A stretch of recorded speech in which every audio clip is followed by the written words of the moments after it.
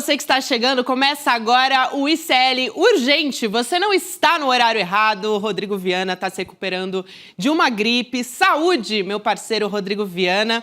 Nessa tarde, dia 25 de setembro de 2025, quinta-feira, sou eu que te acompanho nas análises e informações mais urgentes do Brasil e do mundo, ao lado da minha companheira nessa tarde, Laura Cote. Boa tarde para você. Boa tarde, Gabi. Muito bom ter você aqui no ICL Urgente. Boa tarde para você que está nos assistindo pelos canais do Instituto Conhecimento e Liberta e Eduardo Moreira no YouTube.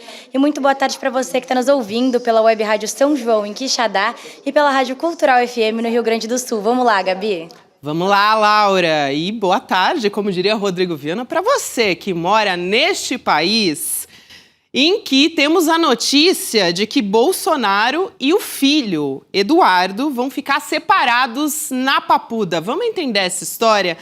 Porque o clima não está muito bom, não está muito legal entre os dois. Aqui a gente tem a manchete mostrando do Globo, Bolsonaro mostrando insatisfação com ações de Eduardo e mandando recado ao filho. Segundo a apuração da Bela Megali, portanto, do jornal o Globo, Bolsonaro reclamou do Eduardo em conversas particulares com aliados que visitaram o ex-presidente em prisão domiciliar nos últimos tempos, e a Laura vai trazer mais detalhes aqui pra gente na nossa redação. Gabi, hoje quem vai entrar em detalhes sou eu, mas se nem o próprio Bolsonaro tá aguentando as coisas que o Eduardo diz lá dos Estados Unidos, imagina a gente, né? Mas enfim, segundo a coluna, o Jair avalia que o filho 03 está falando muito, que cada vez que ele abre a boca, ele prejudica ainda mais o próprio pai. Mas as notícias não param por aí não, Gabi. Como o Bolsonaro tá preso em casa e proibido de falar com o Eduardo, o ex-presidente chegou a pedir para que aliados transmitissem essa mensagem para o filho 03. A ideia é que algum interlocutor vá até os Estados Unidos para ter uma conversa pessoal com o Eduardo na tentativa de baixar a bola do deputado federal. Gabi, tá aí um cara que não consegue agradar ninguém, nem o próprio pai, né? Nem o próprio pai, aliás, já bateu boca com o pai pelo WhatsApp. Tem outros também que ele tá desagradando, né? Silas Malafaia, Valdemar Costa Neto, Tarcísio de Freitas, governador de São Paulo, também não quer saber do Eduardo como candidato em 2026 e nem o próprio Centrão, então ele não está realmente agradando muita gente.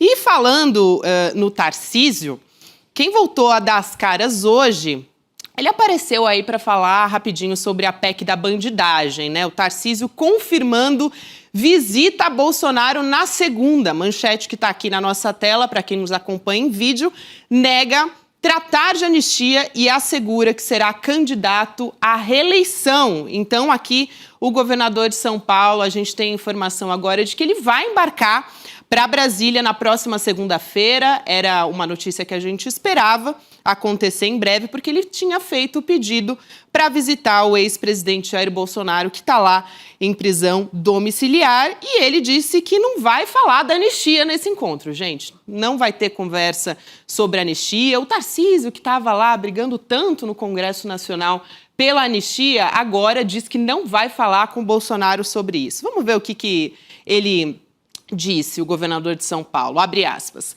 "Eu vou visitar um amigo e prestar solidariedade a ele. É uma coisa que eu vou fazer sempre, porque eu tenho preocupação e consideração com uma pessoa que sempre foi muito importante para mim." É quase assim, dá para a gente colocar uma música romântica aqui para essa declaração do Tarcísio de Freitas. Agora, eu acho que o importante mesmo para ele são os votos do Jair Bolsonaro. É nisso que ele está de olho, né?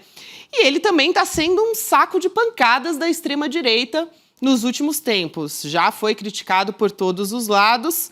Vamos falar um pouco também, a gente está vendo, para quem nos acompanha em vídeo, Jair Bolsonaro aqui na nossa tela, porque a gente vai falar do estado de saúde do ex-presidente, que tem uma dúvida também pairando nos corredores do Supremo Tribunal Federal. Vamos chamar a Laura Cote para explicar para a gente? Laura? Gabi, o STF está de olho na situação médica do ex-presidente. De acordo com a apuração do Paulo Capelli, no Metrópolis, inicialmente o Supremo pretendia enviar o Bolsonaro para uma cela especial no presídio da Papuda, passando a mensagem de que não haveria um privilégio para o ex-presidente. Mas, com as indas e vindas ao hospital, a situação mudou. E a preocupação não é nem o quadro mais recente de câncer de pele, mas sim a situação na região abdominal do Bolsonaro, que é considerada bastante delicada. Agora, o consenso é que a manutenção da prisão domiciliar é a alternativa mais apropriada, justamente pela necessidade de cuidados médicos e para facilitar o deslocamento do Jair em eventuais emergências, Gabi. Mas a dúvida agora é se o Bolsonaro vai ficar direto na prisão domiciliar ou inicialmente em regime fechado. Caso o STF envie o Jair para uma cela especial, a corte vai acolher com agilidade um pedido de defesa para liberar o Bolsonaro de volta para casa, Gabi. Esse é um precedente que já foi aberto também pelo ex-presidente Fernando Collor de Mello. A gente tem falado sobre essa possibilidade da defesa do Jair Bolsonaro tentar com que o Jair fique na prisão domiciliar. Desde o início do julgamento, ele não compareceu na semana da condenação, que já era um indicativo, já se falava sobre o estado de saúde dele. E também, logo depois, quando teve essa internação, né, que foi uma internação surpresa, também já se falava sobre os advogados do Jair Bolsonaro tentarem com que ele permaneça, né, uma manutenção dessa prisão domiciliar depois que esse processo todo transitar em julgado.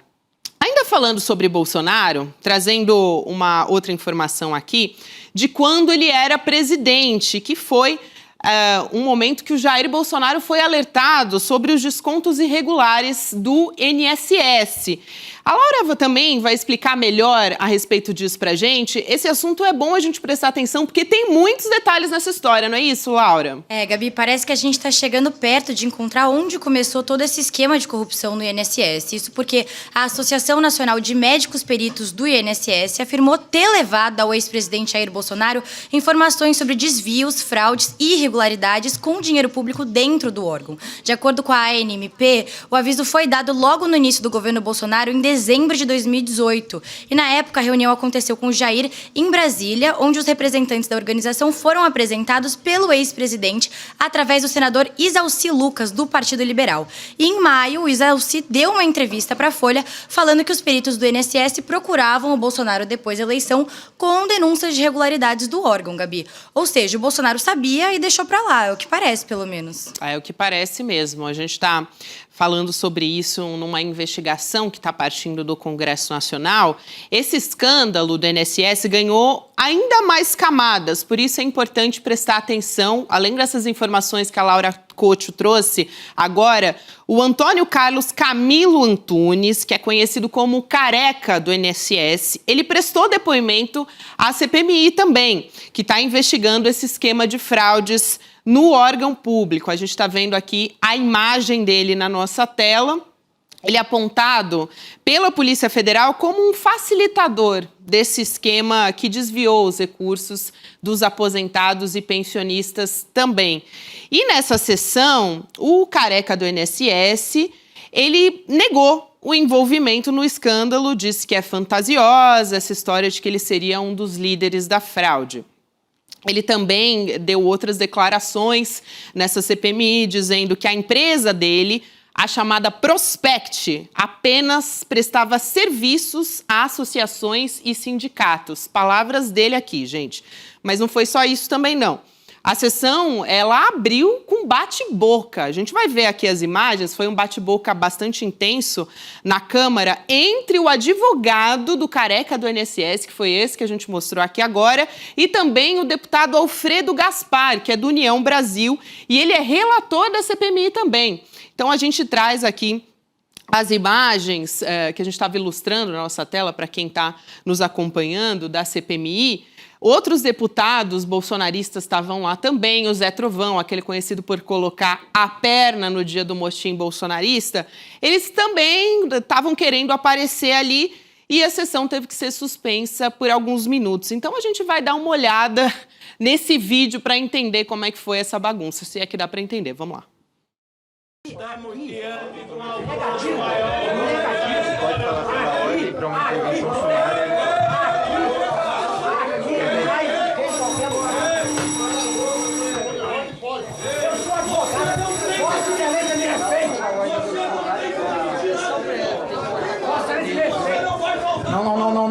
peço auxílio à Polícia Legislativa. Eu peço auxílio à Polícia Legislativa. Deputado Trovão, sente. Aí, a gente estava vendo na tela o deputado Zé Trovão, que é esse com o chapéu, que foi ali à frente da mesa onde estão os parlamentares, causando toda essa discussão, essa bagunça, enfim. Já é de praxe numa CPMI, a gente vê cenas lamentáveis como essa também, e é importante a gente ficar de olho em tudo isso, trazendo então informações sobre isso, está tudo em andamento na CPMI a respeito do INSS. Eu quero trazer um outro assunto aqui também, que a gente vem discutindo ao longo das últimas semanas, aliás, já faz algum tempo, acho que desde o julgamento do Bolsonaro, a gente fala muito sobre essas várias tentativas de anistiar os golpistas por parte dos parlamentares. Quando parece que a gente estava começando a enterrar essa pauta, como foi com a PEC da bandidagem ontem, que a gente trouxe essa informação de que finalmente foi enterrada, pelo menos até segunda ordem, né? Parece que essa história também ainda não está definida.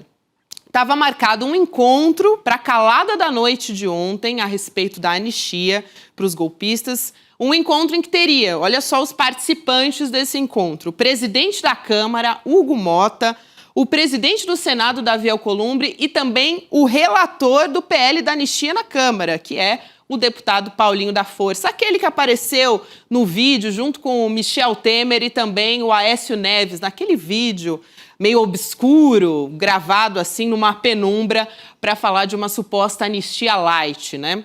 A gente lembra muito bem desse vídeo que pipocou na semana passada e tirou umas certas pessoas ali da tumba também.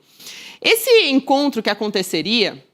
Laura já tá rindo na redação, olha só. Eu nem terminei, nem passei a bola para ela, mas ela já tá assim, porque realmente, Laura, foi demais esse encontro. Realmente, Gabi. Mas realmente. O objetivo desse encontro que ia acontecer ontem era alinhar os ajustes do texto dessa nova anistia aí, que eles estão chamando de dosimetria. A gente também conhece pela imprensa de anistia light, né? Eles queriam definir qual seria o cronograma dessa tramitação. Só que essa reunião não aconteceu, né? Por que não aconteceu, Laura? Pois é, Gabi, esse encontro entre os três foi suspenso de última hora e isso acabou ampliando, assim, o clima de desconfiança entre a Câmara e o Senado, que já está tenso com o arquivamento da PEC da bandidagem, como você citou, Gabi. A versão oficial para esse cancelamento é de que o Alcolumbre, presidente do Senado, ficou preso em outro compromisso e não conseguiu comparecer à reunião.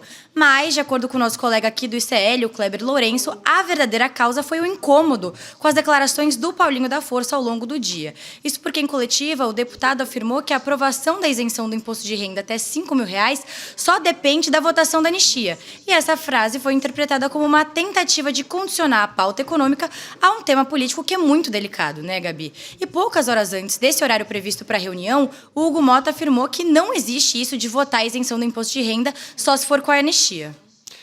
Laura, vamos falar a verdade, né? Foi uma ameaça por parte do deputado Paulinho da Força. Ele estava em uma coletiva de imprensa conversando ao lado, por exemplo, do deputado liderança do PT na Câmara, o Lindbergh Farias, falou que estava condicionado, fez de uma maneira ali a tentar deixar o clima mais ameno, dizendo, não, mas também é importante para começar a discutir o imposto de renda, a isenção do imposto de renda, a gente avançar com a questão da anistia. E o deputado Lindbergh Farias também respondeu à altura disso.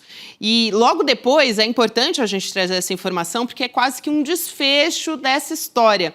O presidente da Câmara, Hugo Mota, ele confirmou ao Globo, ao jornal Globo, que a votação desse projeto, que é o que a sociedade quer saber quando vai acontecer, é o que importa para a nossa sociedade, então esse projeto que isenta o imposto de renda para quem ganha até R$5.000 por mês, vai sim acontecer. Na próxima quarta-feira, no dia 1º, ele já tinha feito um post na rede social falando a respeito disso e o cenário não mudou. Ele então reconfirmou, mesmo se não tiver um acordo para a votação do projeto aí alternativo, anistia light dos golpistas, né? Vamos dar o nome a realmente o que é esse projeto, mas ainda assim isso vai acontecer na semana que vem e claro que isso é uma pressão das ruas. No último domingo a gente viu manifestação no Brasil inteiro, então não é só um efeito de estratégia política, tem muito da pressão do povo nas ruas também.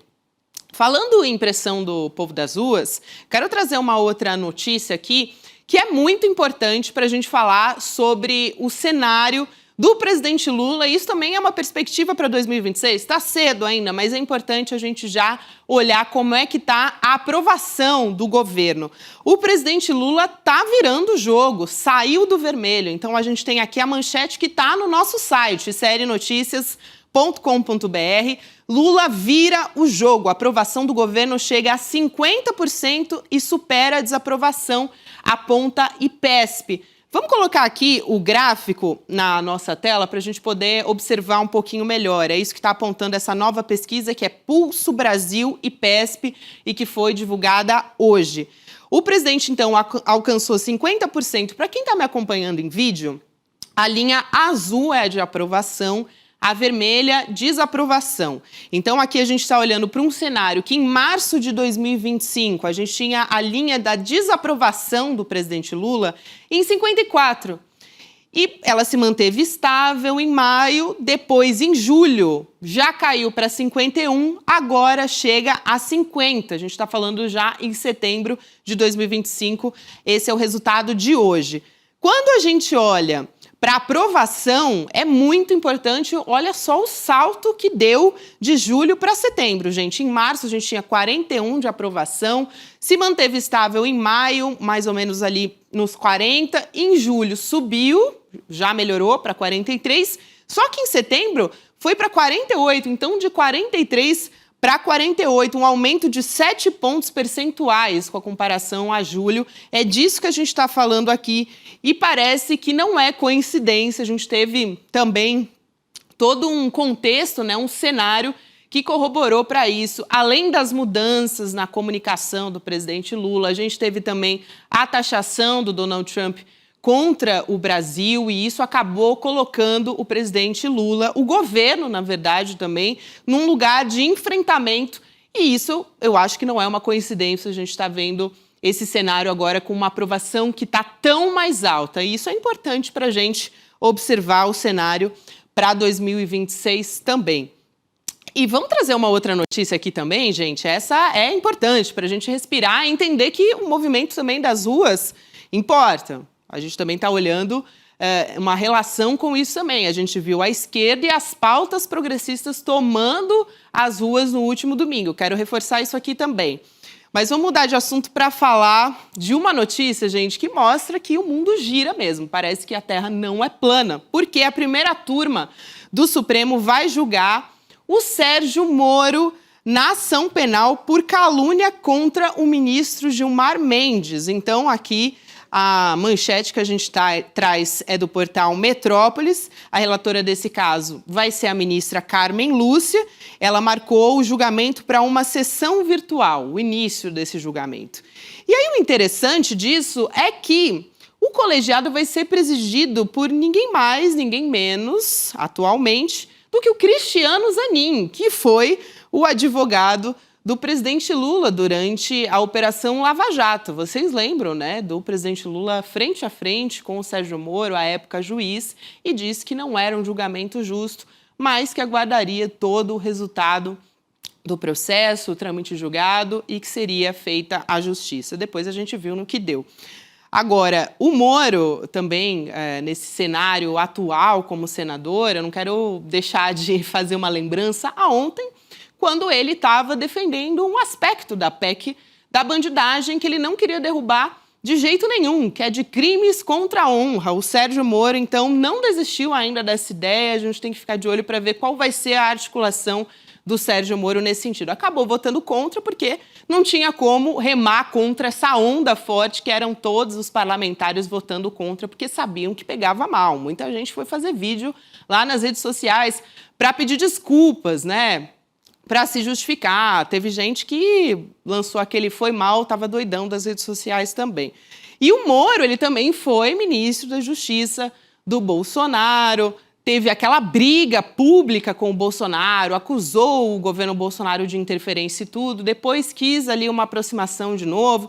Enfim, ele vai onde ele acha que a onda está melhor. Mas é muito interessante a gente ver aqui todo esse desdobramento e com quem, né, justamente com quem que ele vai cair nesse julgamento. Vamos trazer uma outra pauta aqui. Carla Zambelli, a gente estava falando dela ontem. Vocês lembram que ela falou que não se lembrava muito bem o português, por isso não estava conseguindo acompanhar tão bem o processo contra ela lá na Itália? Agora a gente tem uma notícia de que o ministro Alexandre de Moraes decidiu revogar o bloqueio das redes sociais da deputada federal Carla Zambelli, ainda deputada federal, tá? Ela está presa desde o dia 29 de julho, lá na Itália. Vamos lembrar, foi um mandado de prisão que foi expedido pelo nosso Supremo Tribunal Federal. A Interpol também estava reunida toda nessa história. Ela está passando por um processo de extradição agora, pode voltar ao Brasil a qualquer momento, mas tem todo um processo, não é automática essa extradição, a gente sabe disso, e esse pedido foi feito pelo Estado brasileiro. Está acontecendo. Na tarde de ontem, quando ela disse, eu não lembro muito bem, né, eu estou meio confusa porque eu não estou conversando muito com ninguém em português, ela participou de uma audiência na CCJ da Câmara dos Deputados. Foi, obviamente, de forma remota, em vídeo, ela conversou com os parlamentares e ela fez essa reclamação do bloqueio do perfil, aliás, dos perfis dela nas redes sociais. Laura, você tem mais informações sobre isso também, né? Sim, Gabi, o ministro Alexandre de Moraes afirmou na decisão que no atual momento processual não tem necessidade da manutenção dos bloqueios das redes sociais da Carla Zambelli, mas o ministro destacou que eventuais postagens ilícitas por parte da Zambelli devem ser excluídas pelas empresas responsáveis, como a Meta, que tem o Instagram, o X, o Telegram e o YouTube. O Moraes também estabeleceu uma multa de R$20 mil por dia caso a Zambelli volte a publicar conteúdos com discursos de ódio ou atentando contra as instituições e o Estado Democrático de Direito. Agora resta saber o que a Zambelli pode fazer com essa informação, né? Ela vai usar o celular de dentro da prisão, Gabi? Resta saber se são os apoiadores da Zambelli que vão publicar ali nas redes sociais a deputada, porque realmente... E também se ela não vai poder postar discurso de ódio ou publicações ali favorecendo a extrema-direita, eu também não sei o que ela vai postar. Talvez ela tenha mudado um pouco o posicionamento, até porque os bolsonaristas soltaram a mão da Carla Zambelli. No bolsonarismo é assim, né? Todo mundo solta a mão de todo mundo quando a justiça começa a bater na porta. Então, pode ser realmente que a Carla Zambelli ela assuma um papel em que ela vai dizer que está passando por necessidades na prisão, que está vivendo um momento muito difícil, se coloque nesse lugar para tentar cooptar a empatia de alguém. Vamos trazer outra notícia ainda aqui, olhando para uma reportagem que o ICL já fez aqui recentemente e que está se desdobrando em muita repercussão.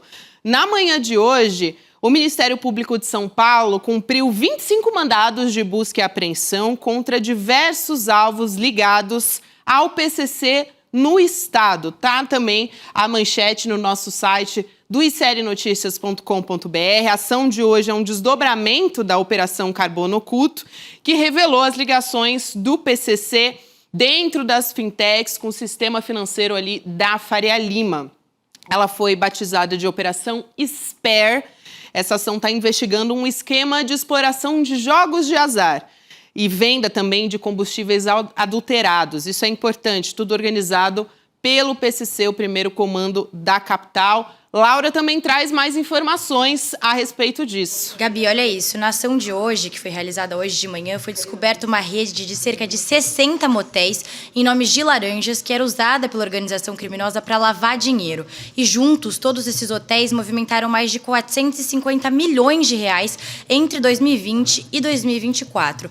A organização criminosa também atuava com lojas de franquias, como a Boticário, e até empreendimentos de construção civil. E, de acordo com a Receita Federal, todos esses estabelecimentos contribuíram para o aumento patrimonial dos envolvidos no esquema. E, com os recursos obtidos, os alvos investiram em imóveis e bens de alto valor, como iates, helicópteros, carros de luxo e terrenos, onde estão localizados diversos motéis, avaliados em mais de 20 milhões de reais. E olha isso, Gabi, de acordo com o órgão, esses bens identificados que eu acabei de citar representam só 10% do patrimônio real desses envolvidos no esquema do PCC, Gabi. É muito importante, até porque esse é um desdobramento, né, Laura, da reportagem do ICL Notícias, também em parceria com o portal UOL. Então, Leandro Demore, Flávio Costa, César Calejon e o Tiago Erdi, do UOL, trouxeram essa reportagem mostrando essas ligações, que, na verdade, veio a partir do relato de um piloto que transportava essas lideranças do PCC. E a gente está vendo vários desdobramentos desde que essa reportagem investigativa saiu aqui no ICL. Outras informações que a gente ainda traz, essa é uma notícia, é muito triste de trazer aqui também, um tiroteio dentro de uma escola em Sobral, no interior do Ceará, matou 2 alunos e deixou 3 feridos também. O caso aconteceu na manhã de hoje, na Escola Estadual Luiz Felipe, que fica no bairro Campos Velhos, está no nosso portal do ICL Notícias, e também a gente tem informações da TV Verdes Mares, que é uma afiliada da Globo no estado. As vítimas foram identificadas como o Vitor Guilherme, 16 anos de idade, e o Cláudio, de 17 anos. Esses alunos foram feridos e levados a uma unidade de saúde. Não foi divulgada ainda informação a respeito do estado de saúde de todos esses alunos. Essas vítimas, na verdade, a Polícia Militar diz que já identificou os autores do crime, que teria uma relação com a venda de drogas na região da escola, e até no fim de semana e na última quarta-feira foram registrados outros 2 ataques no mesmo bairro. É uma relação aí entre guerras de facções, mas a gente se solidariza aqui no ICL com a família das vítimas e com todos os amigos também. E vamos para notícias internacionais também, olhando aqui para um massacre promovido por Israel contra Gaza desde outubro de 2023. A gente tem informação que 252 jornalistas foram mortos desde o início, então, do massacre. Como eu disse, no início ali de outubro, aliás, no final de outubro de 2023, né, mais precisamente, isso de acordo com o sindicato palestino, esse número é quase 4 vezes maior do que o número dos jornalistas mortos na Primeira e na Segunda Guerra Mundial. A gente está falando aqui juntas. Então, ao todo, 69 profissionais da imprensa foram assassinados nos 2 conflitos. E o número que a gente tem já é muito maior em Gaza. Isso é muito grave, porque estão matando os mensageiros, as pessoas que estão trazendo as notícias, a realidade de Gaza e a violação de direitos humanos e tantas outras violações para o mundo. São essas pessoas que estão sendo mortas. Isso, claro, além de falar das equipes médicas, de todos os profissionais envolvidos que tentam trabalhar em meio a condições são nulas, porque eles não têm direito, muitas vezes, nem à água, nem à comida, não conseguem dormir, o tempo inteiro recebem mensagens no celular de que vão ser bombardeados, são surpreendidos por bombardeios. Então, é realmente uma situação de vulnerabilidade assim, sem igual. Então, a informação do sindicato é que 34 jornalistas foram mortos diante de suas famílias, o que torna tudo ainda mais cruel. E você pode ler a matéria completa, que é uma reportagem do André Uzeda, o nosso colega aqui do ICL, no portal do ICL Notícias. A gente agora, já estamos chegando aqui ao final, passa muito rápido o ICL Urgente, né?